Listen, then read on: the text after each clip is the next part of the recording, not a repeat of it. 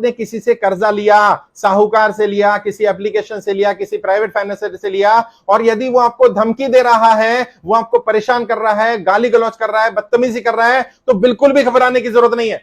ये सब इलीगल है। और कोई भी जो मेरी बात सुन रहा हो, साहूकार, कोई भी ऐसा कर्ज देने वाला, कोई भी ऐसे एप्लीकेशन के मालिक, वो कान खोलकर सुन ले, इसको बर्दाश्त नहीं किया जाएगा। सजा मिलेगी इस बात की कि आप किसी व्यक्ति को टॉर्चर कर रहे हैं, उसने पैसा लिया, कोई गुनाह, कोई क्राइम नहीं कर दिया, अगर वो समय पर नहीं जमा करा पा रहा, आप पेनल्टी लगा सकते हैं, आप उसको थोड़ा समय दे सकते हैं। ये क्या मतलब वो आप गाली गलौज करेंगे, बदतमीजी करेंगे? और जिन लोगों ने भी कर्जा लिया है, मैं उन्हें कहना चाह रहा हूं, बिल्कुल भी मत घबराइए, इनसे डरने परेशान होने की जरूरत नहीं है।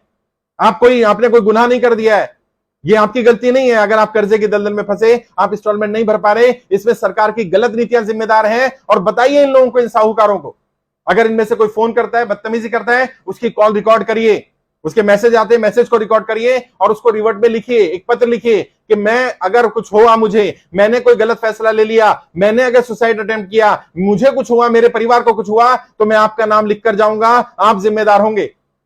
ये ऐसे नहीं चलेगा, ऐसे नहीं मानेंगे लोग। ये लोग आपको धमकी दे रहे हैं ना, आप जरा इनको उल्टा बताना शुरू करिए। और बिल्कुल भी डरने या घबराने की जरूरत नहीं है। मैंने कहा था, अगर मैं आपके साथ हूं तो मैं मरते दम तक आपके साथ रहूंगा। मेरी पूरी टीम आपके साथ है। मैं यहां अपनी लीगल टीम का नंबर दे रहा हूं। यदि आपको फिर भी कोई परेशान कर रहा है, कोई अनाप शनाप नोटिस भेज रहा है, गाली गलौज कर रहा है, बदतमीजी कर रहा है, रिकवरी के लिए दबाव डाल रहा है, अनाप शनाप बातें बोल रहा है, आप तुरंत उसकी जानकारी हमारी टीम को भेजिए। मेरी लीगल टीम के हेड हैं दीपांशु शर्मा भारती जी, उनका नंबर मैं यहां शेयर कर रहा हूं। उस नंबर पर आप व्हाट्सएप करिए अपनी जानकारी, विद प्रूफ शेयर करिए। आपको धमकी दी गई, आपको बदतमीजी की गई, आपके साथ गाली गलौज की गई, कॉल को रिकॉर्ड करिए।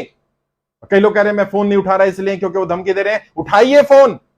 आप तो डर गए, यही तो वो चाहते हैं कि आप डर जाएं। डरना नहीं है, आप फोन उठाइए और आप बोलिए कि अगर मुझे कुछ हुआ, क्योंकि आप अननेसेसरी दबाव डाल रहे हो, मेरा व्यापार नहीं चल रहा, मेरी नौकरी छूट गई है, जो भी आपकी जन्म समस्याएं हैं वो समस्या उनके सामने रखिए और बोलिए यदि अब मुझे दोबारा फोन किया, मुझे दोबारा परेशान किया, मैं सुसाइड करूंगा, अटेम्प्ट करूं, कुछ गलत कर लूंगा, उसके लिए आप जिम्मेदार होंगे, ध्यान रखना।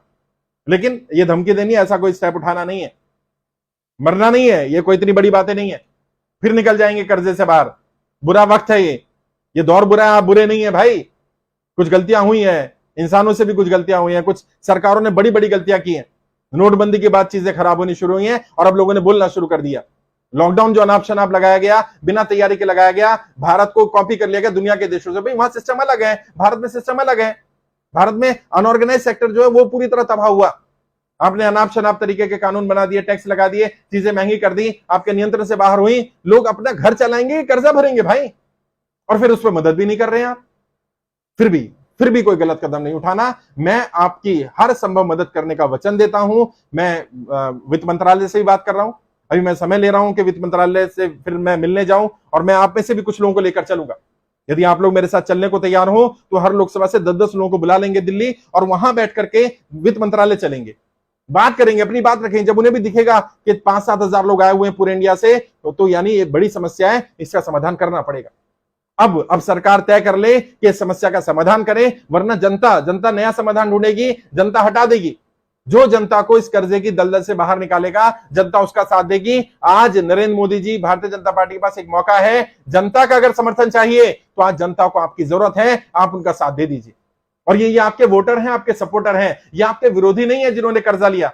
ये व्यापारी आपके दुश्मन नहीं है जिनका व्यापार 10% रह गया है। इन्होंने आपका साथ हमेशा दिया है, हर परिस्थिति में दिया है। आज जरूरत है उन्हें आपके साथ की, उनका साथ दीजिए, उनकी मदद करिए।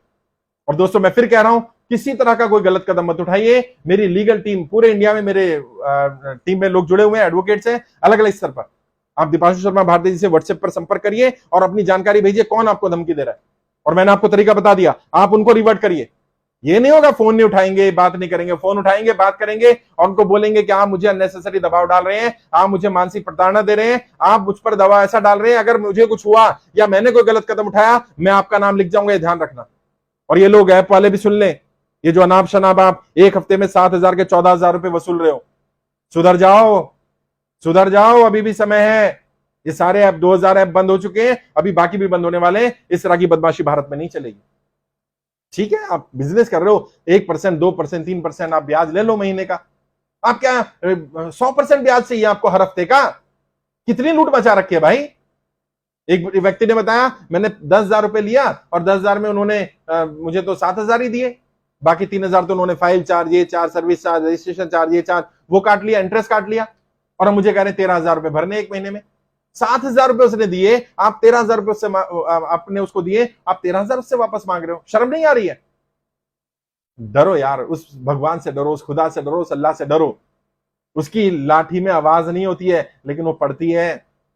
किसी का दिल दुखा करके अगर 2-4 पैसे कमा भी लोगे ना, कभी फलोगे नहीं। ऐसे मत करो, उनके ऊपर दया करो, उनके बच्चों पर दया करो। यदि कोई व्यक्ति मूल देने को तैयार है, मूल ले लो, उसको ब्याज छोड़ दो यार। आज स्थिति ऐसी नहीं है।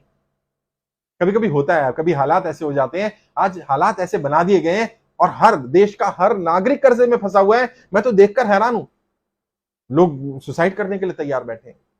ऐसा कोई कदम मत उठाइए। मैं मदद करूंगा, मेरी टीम मदद करेगी, हर संभव सहायता करेंगे हम आपकी।